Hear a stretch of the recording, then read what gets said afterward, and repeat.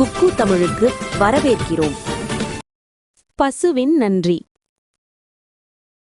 ஒரு பசுமையான கிராமம். அங்கே ஜெயந்த் என்ற சிறுவன் வாழ்ந்தான். அவன் அன்பும் நல்ல மனசும் கொண்டவன். அவனது வீடு வயல்வெளியின் ஓரத்தில் இருந்தது. தினமும் பள்ளி முடிந்தவுடன் அவன் தன் பாட்டிக்கு பால் கொண்டு வர பக்கத்து வீட்டு பசுவிடம் செல்வான். ஒருநாள் மாலை வயலுக்கு அருகே சென்றபோது ஜெயந்த் ஒரு சத்தம் கேட்டான். மா மா என்று. அங்கு பசு காயமடைந்து தரையில் விழுந்திருந்தது. பசுவின் காலில் ஒரு பெரிய முள் குத்தியிருந்தது. அது துன்பத்துடன் அழுது கொண்டிருந்தது.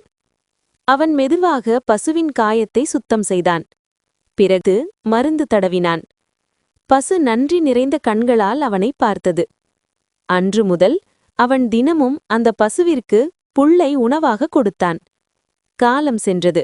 ஒருநாள் ஜெயந்த் குடும்பம் பொருளாதார நெருக்கடியில் சிக்கியது. பாட்டிக்கு உடம்பு சரியில்லை.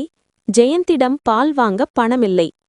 அவன் சோகமாக பசுவை பார்க்கச் சென்றான்.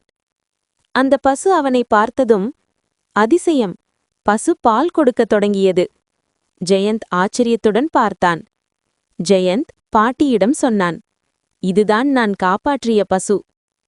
அவனது பாட்டி மகிழ்ச்சியுடன் சொன்னார், ஜெயந்த், நம்மால் செய்யப்படும் ஒவ்வொரு நன்மையும் ஒரு நாள் நம்மை தேடி வரும்.